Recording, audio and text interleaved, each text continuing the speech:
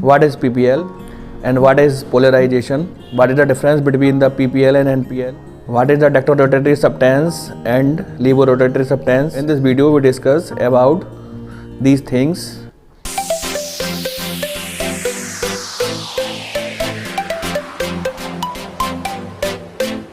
This is our fourth video. In first video we discuss about the basic of isomerism, and in second video we discuss about the structural isomerism and its type, and in third video we discuss about the geometrical isomerism. In this video we discuss about the optical isomerism.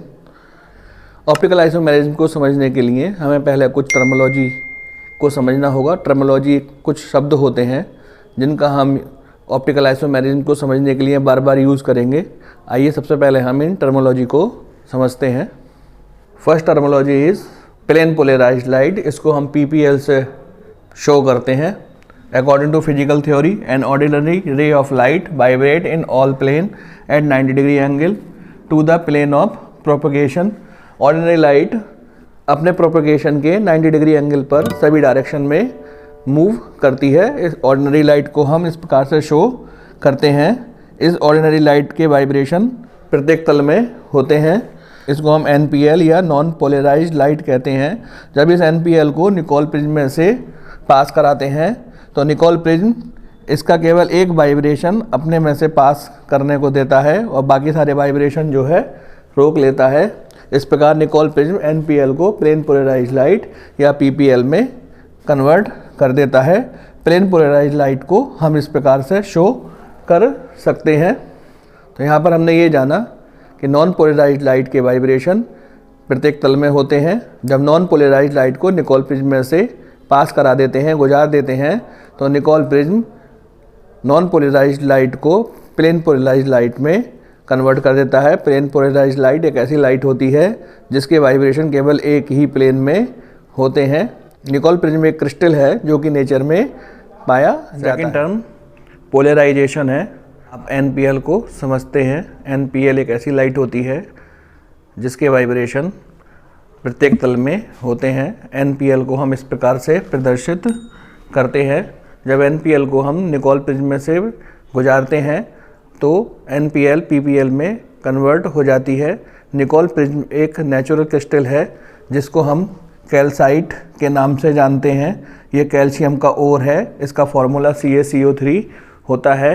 ये NPL को PPL में change कर देता है. जब NPL Nicol prism में से गुजारते हैं तो NPL का कोई सा एक वाइब्रेशन ही इस निकोल प्रिज्म में से बाहर निकल पाता है और बाकी सारे वाइब्रेशन इस निकोल प्रिज्म द्वारा एब्जॉर्ब कर दिए जाते हैं.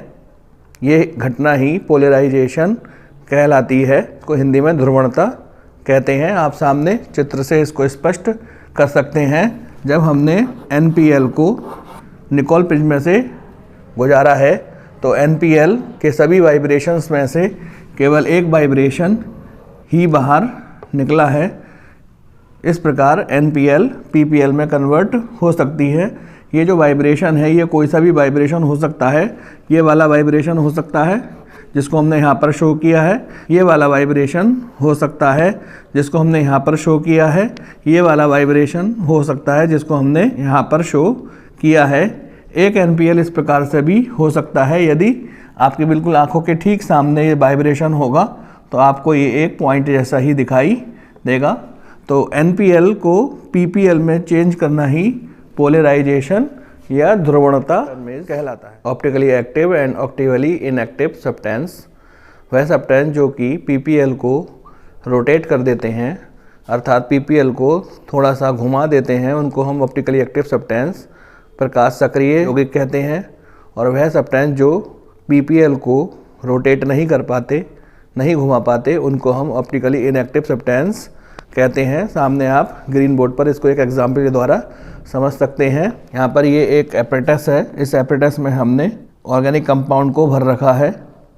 यदि ये सॉलिड है तो उसका सलूशन इसके अंदर भर देते हैं और इस ट्रांसपेरेंट एपरेटस पर हम PPL को डालते हैं.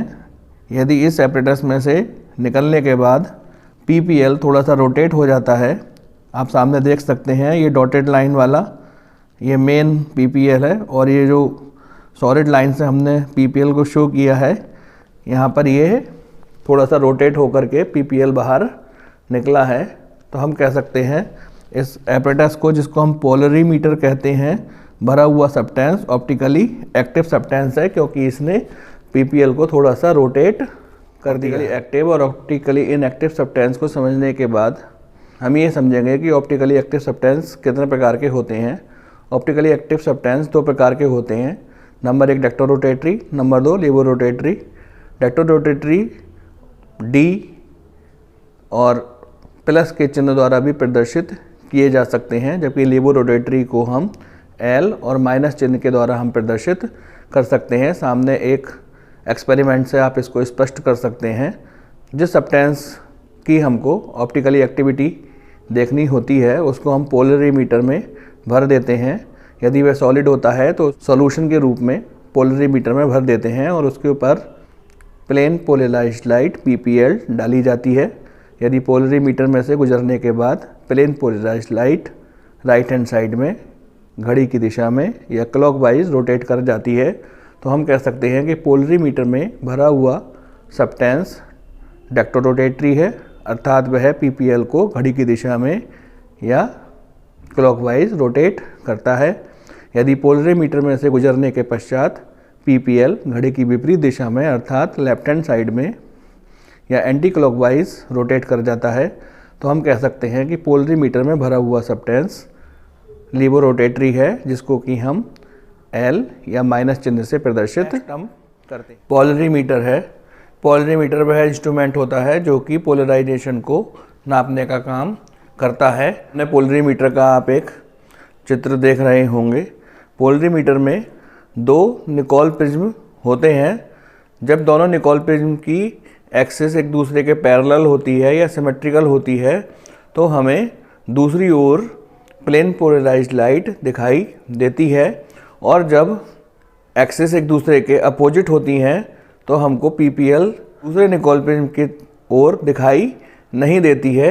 यहाँ पर पहले निकोल प्रिज्म को हम पोलराइज़र कहते हैं और दूसरे निकोल प्रिज्म को हम एनालाइज़र कहते हैं। जब ये दोनों एक दूसरे के सिमेट्रिकल होते हैं या इन दोनों की एक्सिस एक दूसरे के सिमेट्रिकल होती है, तो हमको एनालाइज़र के दूसरी ओर PPL दिखाई देती है, जैसे कि आप सामने चित्र में देख सकते हैं। यहाँ पर ये जो पोलराइज़र है और एनालाइज़र है, दोनों की एक्सिस एक दूसरे के सिमेट्रिकल है। जब हम पोलराइज़र पर PPL डालते हैं तो दोनों की एक्सिस एक दूसरे के सिमेट्रिकल होने के कारण हमको एनालाइज़र में से PPL दिखाई देती है। यहाँ पर दूसरे चित्र में पोलराइज़र और एनालाइज़र दोनों की एक्सिस एक दूसरे के अपोजिट है। पोलराइज़र में से PPL बाहर निकल जाती है, लेकिन वह एनालाइज़र में से बाहर नहीं निकल पाती।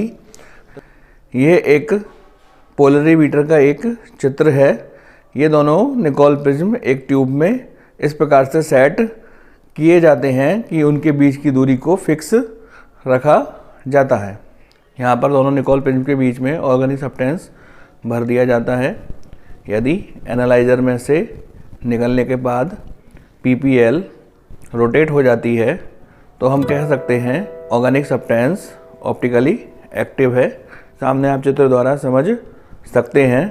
जब हमने पोलरीमीटर के पहले निकोल प्रिज्म पोलराइज़र पर PPL डाली और उसके बाद जब वह एनालाइज़र में से बाहर निकली, तो रेड कलर का जो PPL है वो एंटी क्लॉकवाइज रोटेट कर गया।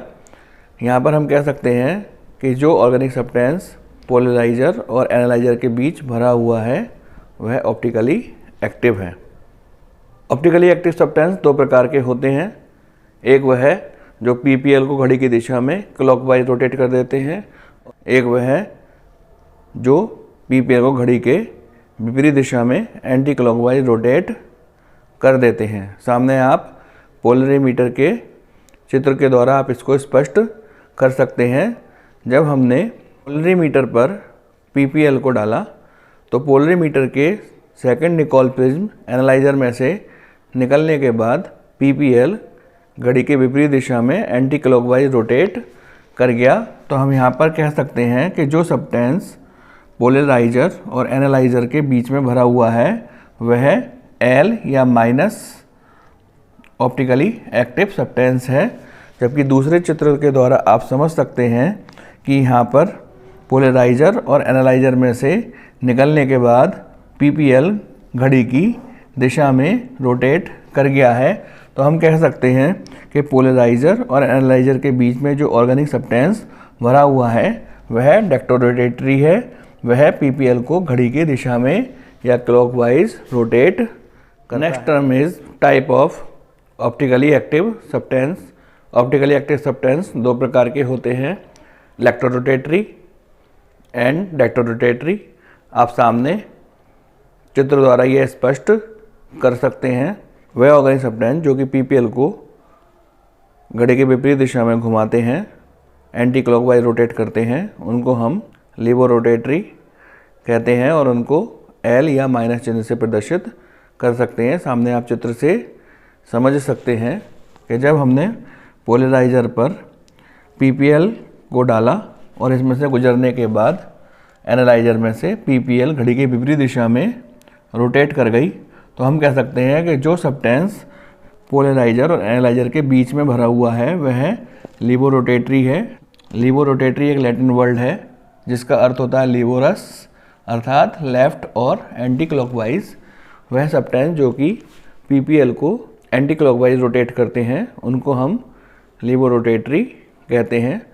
जबकि दूसरे प्रकार के सब्सटेंस डेक्टोरोटेटरी होते हैं। सामने आप चित्र से स्पष्ट कर सकते हैं, जब हमने पोलराइजर पर PPL डाला और एनालाइजर में से निकलने के बाद यह PPL घड़ी की दिशा में रोटेट कर गया, तो हम कह सकते हैं कि जो ऑर्गेनिक सब्सटेंस पोलराइजर और एनालाइजर के बीच में भरा हुआ है वह डेक्टोरोटेटरी है। डेक्टोरोटेटरी लैटिन वर्ड है जो कि डेक्टर मीन्स राइट या क्लॉकवाइज से मिलकर के बना है। वह ऑर्गेनिक सब्सटेंस जो कि PPL को क्लॉकवाइज या घड़ी की दिशा में रोटेट कर देते हैं उनको हम डेक्टोरोटेटरी कहते हैं और उनको हम D या प्लस चिन्ह से प्रदर्शित करते हैं। Next term is rotation angle.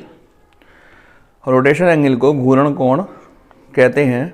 Rotation angle को अल्फा से प्रदर्शित करते हैं।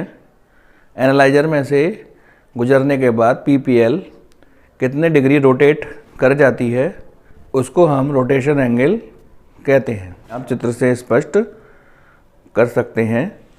यहाँ पर एनालाइजर में से गुजरने के बाद PPL इस प्रकार से निकलनी चाहिए थी, लेकिन वह रेड कलर के एरो के द्वारा बाहर निकलती है। जितने डिग्री ये रोटेट कर जाती है that is called the rotation angle. इसी प्रकार से डेक्टोरोटेटरी ऑर्गेनिक सब्सटेंस के केस में एनालाइजर में से गुजरने के बाद PPL को इस ग्रीन कलर एंगल के रूप में बाहर निकलना चाहिए था, लेकिन ये वाइट कलर एंगल के रूप में बाहर निकलती है। जितने डिग्री ये रोटेट कर जाती है उसको हम रोटेशन एंगल कहते हैं। इसको हम अल्फा से प्रदर्शित करते हैं। रोटेशन एंगल निम्नलिखित 5 तथ्यों पर निर्भर करता है। The first one is nature of substance. Substance की नेचर कैसी है, वह डेक्टोरोटेटरी है या इलेक्ट्रोरोटेटरी, वह PPL को क्लॉकवाइज रोटेट करेगा या फिर एंटी क्लॉकवाइज रोटेट करेगा, इस पर भी रोटेशन एंगल डिपेंड करता है। The second one is concentration of solution. Polariser और एनालाइजर के बीच जो ऑर्गेनिक सब्सटेंस का सॉल्यूशन भरा होता है उसकी कंसंट्रेशन कितनी है, इस पर भी डिग्री ऑफ रोटेशन डिपेंड करता है। कंसंट्रेशन अधिक होने पर डिग्री ऑफ रोटेशन कम होता है, जबकि कम कंसंट्रेशन होने पर डिग्री ऑफ रोटेशन अधिक होता है। लेंथ ऑफ ट्यूब पोलराइजर और एनालाइजर के बीच कितनी डिस्टेंस है, इस पर भी डिग्री ऑफ रोटेशन डिपेंड करता है। Fourth one is temperature. Substance के सॉल्यूशन का टेम्परेचर कितना है, इस पर भी डिग्री ऑफ रोटेशन डिपेंड करता है। अधिक टेम्परेचर होने पर डिग्री ऑफ रोटेशन कम हो जाता है, जबकि कम टेम्परेचर पर डिग्री ऑफ रोटेशन अधिक हो जाता है। The last one is wavelength of light. आप कौन से लाइट की PPL यूज़ करते हैं, इस पर भी डिग्री ऑफ रोटेशन डिपेंड करता है। यहाँ पर हमने जाना कि रोटेशन एंगल 5 तथ्यों पर निर्भर करता है। जब हम इन पांचों तथ्यों को फिक्स कर देते हैं और डिग्री ऑफ रोटेशन को मेजर करते हैं तो इस प्रकार पांचों तथ्यों को फिक्स करने पर प्राप्त डिग्री ऑफ रोटेशन को स्पेसिफिक रोटेशन एंगल कहते हैं, जिसको हम अल्फा नॉट से प्रदर्शित करते हैं। स्पेसिफिक रोटेशन को मेजर करने के लिए हम पांचों तथ्यों को फिक्स कर देते हैं। पहला पॉइंट है नेचर ऑफ सब्सटेंस। इसको तो हम फिक्स नहीं कर सकते क्योंकि सब्सटेंस की नेचर किस प्रकार की है, डक्टो रोटेटरी है या इलेक्ट्रो रोटेटरी, ये तो सब्सटेंस पर ही डिपेंड करता है। Second, concentration of solution. Solution की कंसंट्रेशन भी रोटेशन एंगल को प्रभावित करती है। अधिक कंसंट्रेशन होने पर रोटेशन एंगल कम हो जाता है और कम कंसंट्रेशन होने पर रोटेशन एंगल अधिक हो जाता है। तो यहाँ पर हम 1 मोल पर लीटर सॉल्यूशन लेते हैं। यदि हमको किसी ऑप्टिकली एक्टिव सब्सटेंस की रोटेशन एंगल नापना है तो हम उसका 1 मोल पर लीटर सॉल्यूशन बनाते हैं। Third condition is length of tube. Polariser और एनालाइज़र के बीच डिस्टेंस भी रोटेशन एंगल को प्रभावित करती है। ये अधिक होने पर रोटेशन एंगल अधिक होता है और ये कम होने पर रोटेशन एंगल कम होता है। तो हम ऐसा पोलरीमीटर बनाते हैं जिसमें पोलराइज़र और एनालाइज़र के बीच की डिस्टेंस 1 डेसीमीटर या 10 सेंटीमीटर के इक्वल होती है। The fourth condition is temperature. Temperature भी रोटेशन एंगल को प्रभावित कर देता है। अधिक टेम्परेचर होने पर रोटेशन एंगल कम हो जाता है और कम टेम्परेचर होने पर रोटेशन एंगल अधिक हो जाता है।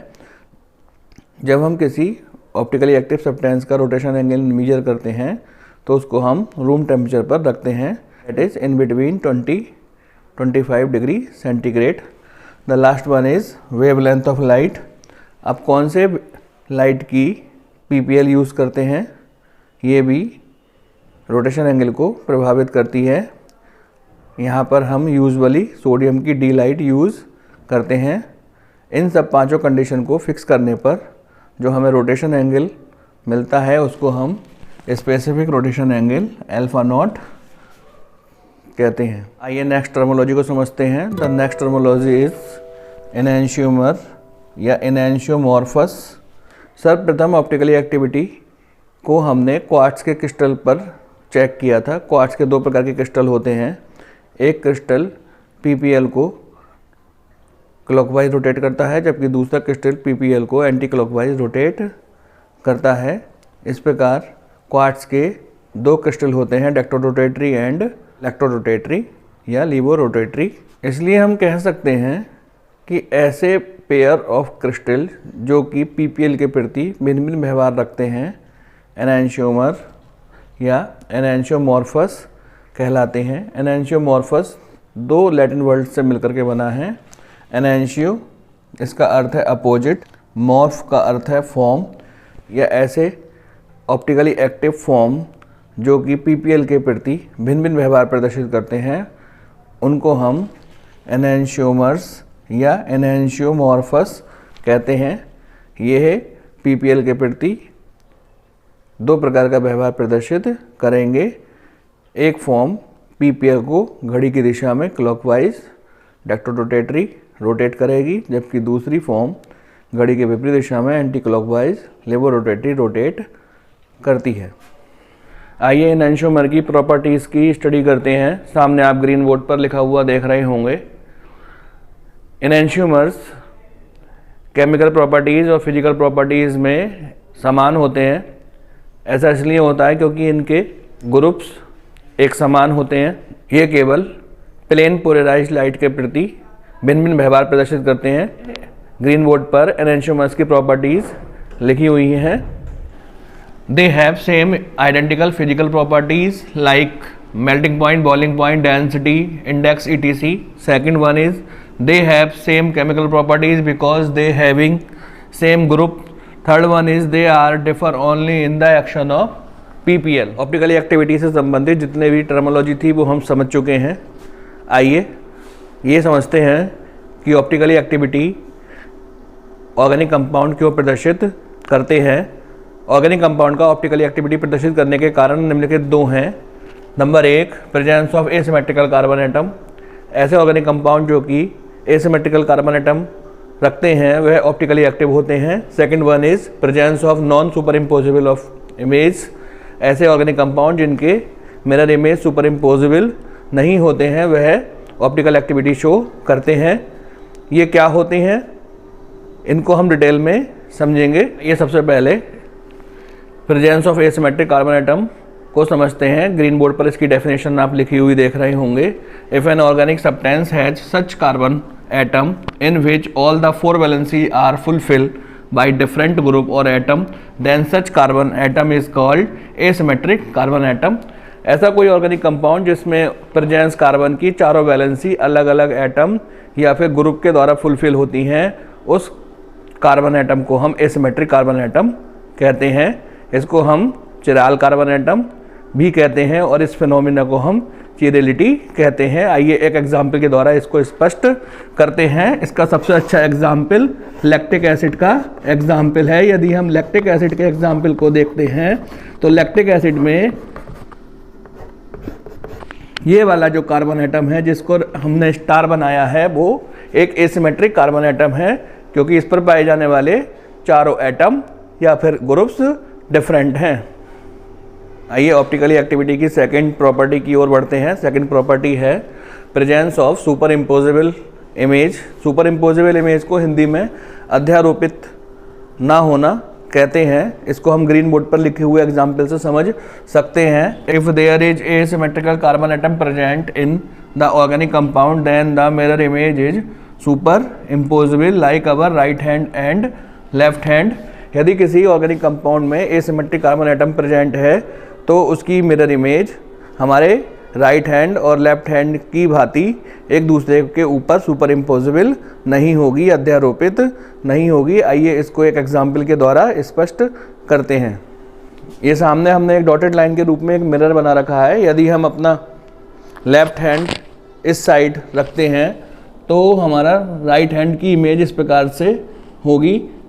ये हमारे अंगूठे जो हैं पास में होंगे और कंक की उंगली जो है वो दूर को होंगी। इसको उठा के यदि हम इसके ऊपर रखें तो आप देख सकते हैं कि कंक की उंगली जो है वो उसके नीचे अंगूठा आता है और अंगूठे के नीचे जो है वो कंक की उंगली आती है। कह सकते हैं कि हमारा left hand right hand super imposable नहीं होता है। इसको हम ऑर्गेनिक कंपाउंड के ऊपर भी अप्लाई कर सकते हैं। सामने लैक्टिक एसिड का एक एग्जाम्पल देख रहे होंगे। मिरर के लेफ्ट हैंड साइड में हमने ऑब्जेक्ट रखा है और उसकी इमेज जो है राइट हैंड साइड में बन रही है। यदि हम इस ऑब्जेक्ट को उठा करके इस इमेज के ऊपर रखते हैं तो आप देख सकते हैं कि इस वाले एच के नीचे इमेज का OH आता है, जबकि इस OH के नीचे इमेज का H आता है। तो हम कह सकते हैं कि लैक्टिक एसिड की मिरर इमेज सुपर इम्पोजिबल नहीं होती है। यही कारण है कि lactic acid optically activity show करता है, क्योंकि ये दोनों ही ऑप्टिकली एक्टिविटी की प्रॉपर्टी को शो करता है। आइए लैक्टिक एसिड में ऑप्टिकली एक्टिविटी को समझते हैं। Lactic acid optically activity show करने की दोनों ही कंडीशंस को फुलफिल करता है। लैक्टिक एसिड में एक एसिमेट्रिक कार्बन एटम पाया जाता है जिसको हमने यहाँ पर स्टार के द्वारा प्रदर्शित किया है, और लैक्टिक एसिड की मिरर इमेज सुपर इम्पोजिबल नहीं होती है। लैक्टिक एसिड के 3 ऑप्टिकल आइसोमर पाए जाते हैं। One is D lactic acid, second one is L lactic acid and third one is D L lactic acid. D lactic acid वह lactic acid होता है जो कि PPL को घड़ी की दिशा में या क्लॉकवाइज रोटेट करता है, जबकि एल लैक्टिक एसिड वह लैक्टिक एसिड होता है जो कि BPL को घड़ी के विपरीत दिशा में यानी कि एंटी क्लॉकवाइज रोटेट करता है। जबकि DL लैक्टिक एसिड ऐसा लैक्टिक एसिड होता है जिसको कि हम डी लैक्टिक एसिड और एल लैक्टिक एसिड की समान मात्रा मिला करके बनाते हैं। ये लैक्टिक एसिड ऑप्टिकली इनएक्टिव होता है, ये PPL को रोटेट नहीं करता है। इस प्रकार हमारा आइसोमेरिज्म का ये 4th वीडियो कंप्लीट होता है। चारों वीडियो को देख करके हम आइसोमेरिज्म के बारे में समझ सकते हैं। पहला आइसोमेरिज्म का वीडियो बेसिक कॉन्सेप्ट को क्लियर करता है, जबकि सेकंड आइसोमेरिज्म का वीडियो स्ट्रक्चरल आइसोमेरिज्म को शो करता है, जबकि थर्ड आइसोमेरिज्म का वीडियो ज्योमेट्रिकल आइसोमेरिज्म को शो करता है, जबकि लास्ट ऑप्टिकल आइसोमेरिज्म को स्पष्ट करता है। यदि आपकी कोई क्वेरी है या कोई आपको क्वेश्चन पूछना है तो आप कमेंट बॉक्स में या फिर नीचे दिए जाने वाले नंबर पर व्हाट्सएप करके पूछ सकते हैं।